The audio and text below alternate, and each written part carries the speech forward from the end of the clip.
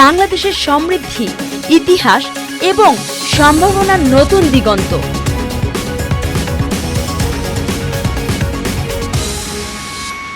স্বাগত জানাই। ভোক্তা টিভি হোক আপনার বিশ্বস্ত খবরের উৎস।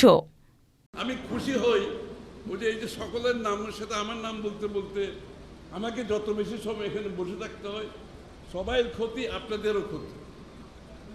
আর বক্তৃতা শেষ করার পরে জিন্দাবাদ জিন্দাবাদ জিন্দাবাদ 5 বার, আরেকটা কারবার। কোন সংস্কৃতিতে আছে? তাহলে বাংলাদেশকে বদলাতে হলে প্রথমে এই বিষয়গুলো বদলাতে হবে, এই বিষয়গুলো বুঝতে হবে। আপনি উঠেন, সম্বোধন করে, নাম বলার দরকার নেই, সবাই হয়ে গেল, কাজ শেষ। অথবা ওটা না বললে আমি আরো খুশি, কিছুই বলার তো দরকার নেই, আপনি উঠে আপনার বক্তব্যটা দেবেন, এই তো কথা, তাই না?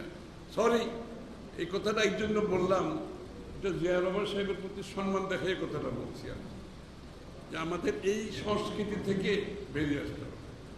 আর রাজনীতির সংস্কৃতি আপনি পরিবর্তন চাইবেন, নতুন বাংলাদেশ গড়তে চাইবেন, আপনার সংস্কৃতি আপনি বদলাবেন না, তাইলে হবে না। কিন্তু সংস্কৃতি বদলাতে হবে।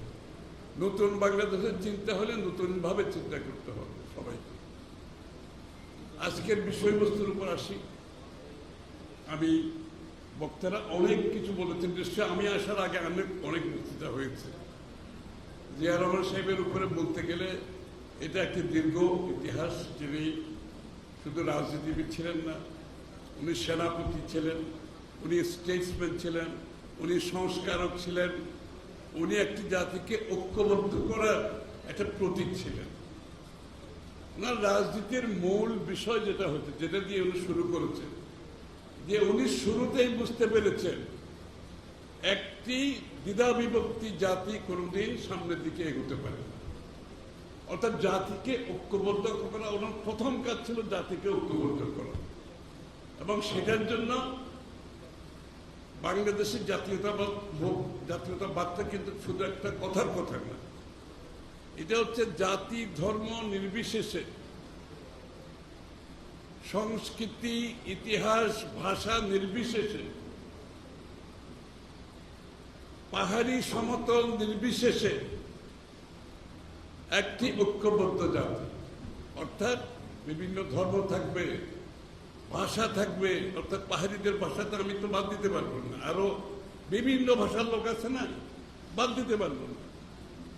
সংস্কৃতির নির্বিশেষে, সবাই সংস্কৃতি আছে, আমাদেরও আছে, সব সংস্কৃতি তাদের নিজস্ব সংস্কৃতি থাকবে, ভাষা নির্বিশেষে, ইতিহাস নির্বিশেষে। এখানে যারা থাকে প্রত্যেকের একটা নিজস্ব ইতিহাস আছে, প্রত্যেক জাতির একটা নির্বিশেষ ইতিহাস আছে। যদি ঐক্যবদ্ধ হয়, একটা পরিচয়, সেটা হচ্ছে বাংলাদেশি জাতীয়তাবাদ। এই যে ঐক্যবদ্ধ করার একটা প্রতীক, একটা স্লোগান, একটা ভাবনা, একটা দর্শন উনি সামনে নিয়ে আসছেন। এটা ছিল প্রথম।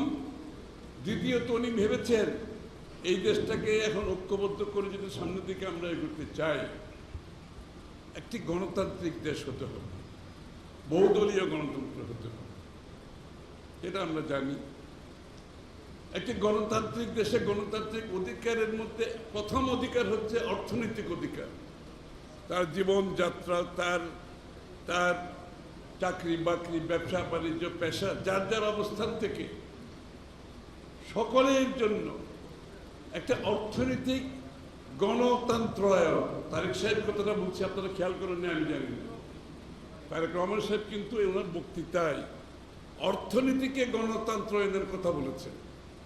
আপনি রাজনীতিতে গণতন্ত্রায়ন করবেন, অর্থনীতিতে আপনি পৃষ্ঠপোষকতা করবেন, কিছু লোককে সুবিধা দেবেন, কিছু লোকের জীবনযাত্রার মান উন্নতি হবে আর বাকি লোকের হবে না। অর্থাৎ অর্থনীতিকে গণতন্ত্রায়ন করতে হবে। এটা বিএনপির জিয়াউর রহমান সাহেবের চিন্তা। এটাকে আমরা নতুন মোড়কে বলছি গণতন্ত্রায়নের কথা। অর্থনীতিকে রাজনীতিতে খালি গণতন্ত্র হবে না। এবং এই জন্য উনি কৃষকের কাছে গেছেন, শ্রমিকের কাছে গেছেন, যে ব্যক্তি মালিকানাধীন তাদের কাছে গেছেন, ব্যবসায়ীদের কাছে, পেশাজীবীদের কাছে গেছেন, সুশীল সমাজের কাছে গেছেন, সকলের কাছে গেছেন।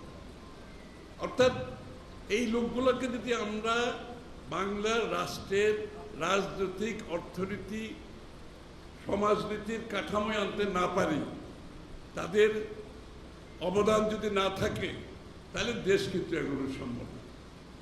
একটা কথা আমি বলি, যেটা আমাদের একটু অনুধাবন করা উচিত। একটা দেশ কিন্তু সরকারি কর্মকর্তারা, পুলিশ, আর্মি এরা চালায় না। এর পেছনে মূল শক্তি কি জানেন? এর পেছনে মূল শক্তি হচ্ছে জনগণের নির্বাচিত যে সরকারটা থাকে, যেই জনগণ এই সরকারকে নির্বাচিত করে, সমর্থন করে, ওরা হচ্ছে মূল শক্তি, ওরাই মূল শক্তি। এবং এই শক্তির উপর ভিত্তি করে পুলিশ কাজ করে, এই শক্তির উপর ভিত্তি করে সরকারি কর্মকর্তারা কাজ করে, এই শক্তির উপর ভিত্তি করে সরকারের সমস্ত অ্যাপারেটাস কাজ করে।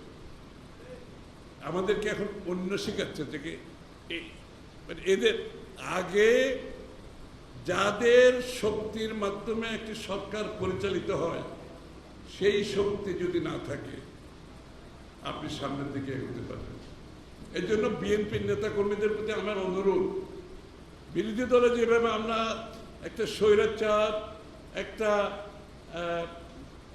ফ্যাসিস্টকে বিতাড়িত করে আমাদের সেই নাগরিক অধিকার, আমাদের নাগরিক মালিকানা ফিরিয়ে জন্য যুদ্ধ করেছি, আবার যদি বিএনপি সরকারে যায়, আমরা যদি মনে করি ও বিএনপি সরকারে গেছে, মন্ত্রী হয়েছে, এমপি হয়েছে, ওরা দেশ চালাবে, না না, এই কনসেপ্ট থেকে বেরিয়ে আসতে হবে।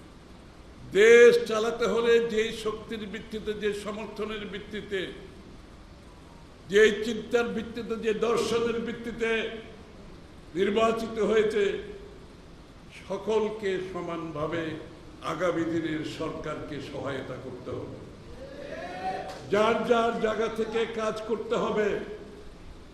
ওইটাই হচ্ছে মূল সমর্থন। সরকারি কর্মকর্তার সমর্থন, পুলিশের সমর্থন, আর্মির সমর্থন, মূল সমর্থনের জায়গা হচ্ছে কিন্তু সেই জায়গা। আমাদেরকে এটা ধারণ করতে, জিয়া রহমান সাহেবের আপনি দেখেন খাল খননে কেন জনগণকে নিয়ে সম্পৃক্ত করেছিলেন? উনি তো সরকারিভাবে টাকা দিয়ে প্রজেক্ট করে খালটা খনন করতে পারতেন না, কেন জনগণকে নিয়ে উনিও খালে নেমেছেন? উনি নেমেছেন। উনি কেন প্রত্যেকটি রাষ্ট্রীয় কর্মকাণ্ডে জনগণকে সম্পৃক্ত করেছেন? এটা মাথায় রাখতে হবে। এটাই শক্তি, কিন্তু বাকি শক্তি হচ্ছে অতিরিক্ত শক্তি, এটা কিন্তু মূল শক্তি। আমি এই কথাগুলো এই জন্য বলছি, আমরা সেখান থেকে অনেক সরে গেছি। একটা নির্বাচনের পরে আচ্ছা এমপি মন্ত্রী ওরা দেয় না, এমপি মন্ত্রী দেশ চালাবে, আমরা সবাই মিলে দেশ চালাবো। রাষ্ট্রের রাজনীতিতে যেভাবে গণতন্ত্র হয়েছে, অর্থনীতিতে গণতন্ত্র হতে হবে, সমাজনীতিতে গণতন্ত্র হতে হবে, রাষ্ট্র পরিচালনায় গণতন্ত্র হতে হবে, পার্টিসিপেটরি ডেমোক্রেসি, অর্থাৎ অংশগ্রহণমূলক গণতন্ত্র। আমাদের সরকার হলেও সেটাকে জবাবদিহি করতে হবে, আমাদের সরকার হলে জবাবদিহি করতে হবে। সরকার ভুল করলে আপনাকে বলতে হবে। আমাদের বাংলাদেশের মানুষের মনোজগতে শেখ হাসিনা পালিয়ে যাওয়ার পরে অনেক বড় পরিবর্তন আসছে। এইটা যে রাজনীতিবিদ, যে রাজনৈতিক দল অনুধাবন করতে পারবে না এই পরিবর্তন, সেই রাজনৈতিক দল, রাজনৈতিক ব্যক্তির কোন রাজনৈতিক ভবিষ্যৎ বাংলাদেশে নাই। এটা মাথায় রাখতে হবে।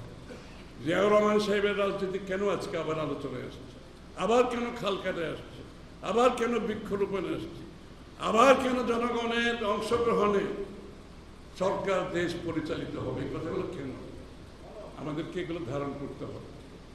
খালি স্লোগান তো দিয়ে শেখ হাসিনা বিতাড়িত হয়েছে, এখন দেশ গড়তে হলে আবার সেই স্পিরিটে দেশ করতে হবে, সেই স্পিরিটে আমাদেরকে দেশ করতে হবে। তাহলেই আমাদের 31 দফা বাস্তবায়ন হবে। বিএনপির যে কর্মসূচি আগামী দিনে দেশ পরিচালনায়, এই দেশকে একটু বড়ভাবে পরিবর্তনের মাধ্যমে নতুন বাংলাদেশ গঠনের যে তারেক রহমান সাহেবের চিন্তা, তাহলে সকলের অংশগ্রহণ করতে হবে, সবাইকে অংশগ্রহণ করতে হবে। এবং আমার সাথে বিশেষ করে জিয়া পরিষদের একটা ঘনিষ্ঠ নিবিড় সম্পর্ক।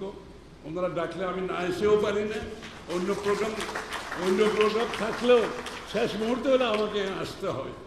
তা আমি জানি জিয়া পরিষদের ভূমিকা। এই বিষয়ে যে কথাগুলো আমি বললাম, আপনারা এই বিষয়গুলো নিয়ে গবেষণায় নিয়ে আসেন, চিন্তায় নিয়ে আসেন, সামনে নিয়ে আসেন, সবাইকে সম্পৃক্ত করেন আগামীর বাংলাদেশের জন্য। শেখ হাসিনার গল্প বললে তো দিন শেষ হবে না, এগুলো বলে আর কোনো লাভ নেই। আমরা সামনের দিকে এগোতে হবে। বাংলাদেশের মানুষ প্রজন্ম, নতুন প্রজন্ম ভবিষ্যৎ দেখতে চায়। তাদেরকে ভবিষ্যৎ দেখাতে হবে, স্বপ্ন দেখাতে হবে, বাস্তবায়ন দেখাতে হবে, বিশ্বাসযোগ্যতা আনতে হবে। আমাদের কথায় কর্মে বিশ্বাসযোগ্যতা আনতে হবে। এটাই কিন্তু মানুষ চাচ্ছে। এখন আসি বর্তমান প্রেক্ষাপটে দুইটা কথা বলে আমি শেষ করে দেব। অনেকক্ষণ আপনারা বসে আছেন, আমি দুঃখিত, আমি বেশি দীর্ঘায়িত করতে চাই না। সেটা হচ্ছে এই যে জিয়াউর রহমান সাহেবের ফুটপ্রিন্ট, যে স্বপ্ন, যেটা দেশনেত্রী বেগম খালেদা জিয়া এটাকে নিয়ে চলেছি আমরা। তারেক রহমান সাহেবের স্বপ্ন 31 দফা নতুন বাংলাদেশ আমরা আগের দিন গড়ার চেষ্টা করতেছি। এই ফুটপ্রিন্ট যদি আমরা সামনের দিকে এগিয়ে নিয়ে যেতে চাই, তাহলে দেশে একটি গণতান্ত্রিক অর্ডার ফিরে আসতে হবে। আমি যতগুলো কথা বললাম, একটা গণতান্ত্রিক অর্ডার না থাকলে এই কথাগুলোর কোনো কিছুর কোনো মূল্য নেই। একটি অনির্বাচিত সরকার থাকলে এই কথাগুলোর কিন্তু কোনো মূল্য নেই।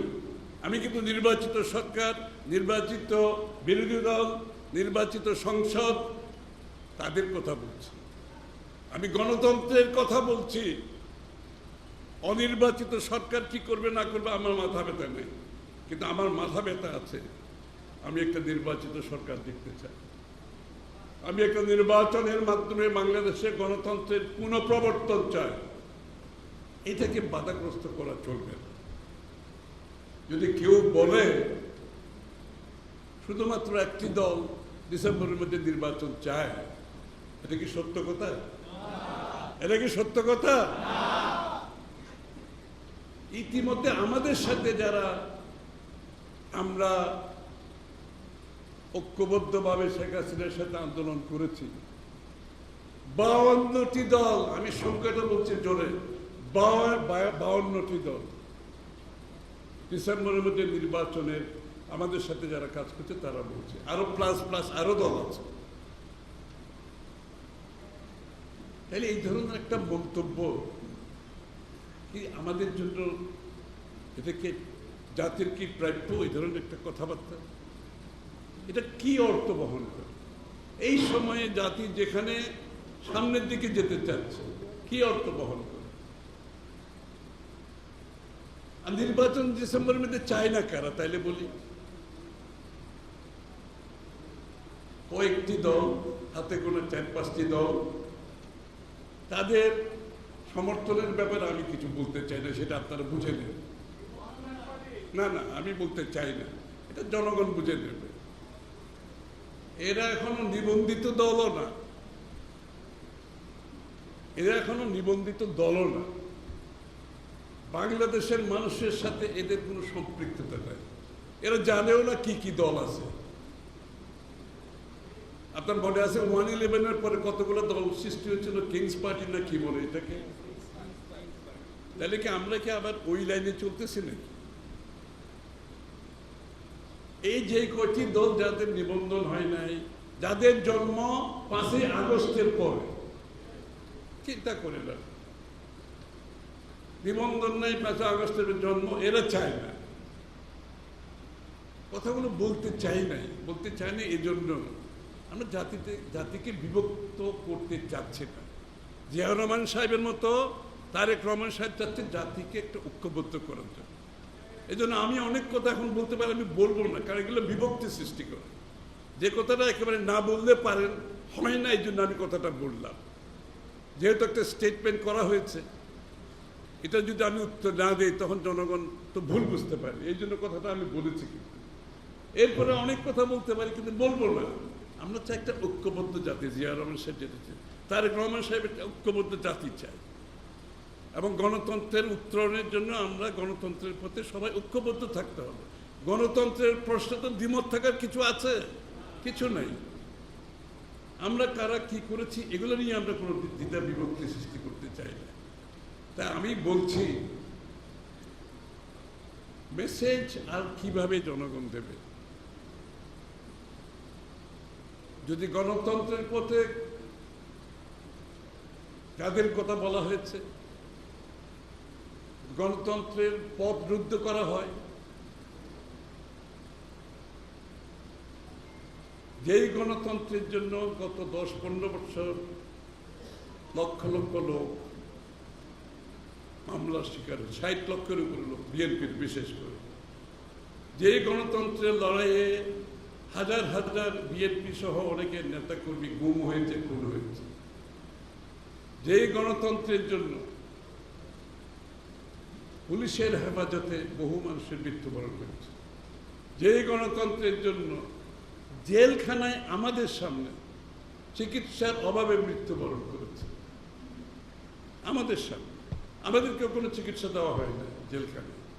আমরা যখন বলেছি আমরা একটু পিজিতে যেতে চাই, বলেছে স্যার পারমিশন লাগবে। পারমিশন কোনোদিন আসে নাই।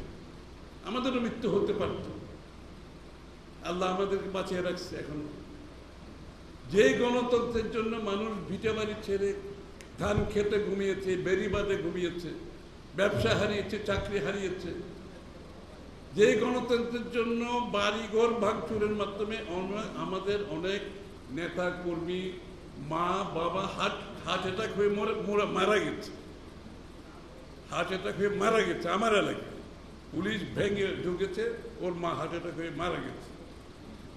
আজকে সেই গণতন্ত্রের পথ রোধ যদি কেউ করতে চায়, এটা কি গ্রহণযোগ্য হতে পারে? তাহলে সবাইকে মিলে ঐক্যবদ্ধভাবে শান্তিপূর্ণভাবে আমরা গণতন্ত্রের উত্তরণ, শান্তিপূর্ণ ক্ষমতা হস্তান্তরের পথ সুগম করার জন্য ঐক্যবদ্ধভাবে একসুরে আমরা আমাদের এই কথা স্পষ্টভাবে বলে দিতে হবে।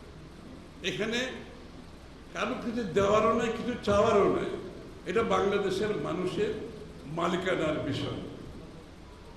এটা শেখ হাসিনার সময় বলেছিলাম মালিকানা, আবার এখনো বলছি মালিকানা। কেন বলতে হবে এখন? এখন তো মালিকানা চাওয়ার কথা না, মালিকানা তো ফিরিয়ে দেওয়ার কথা খুব স্বাভাবিকভাবে। তাই আমরা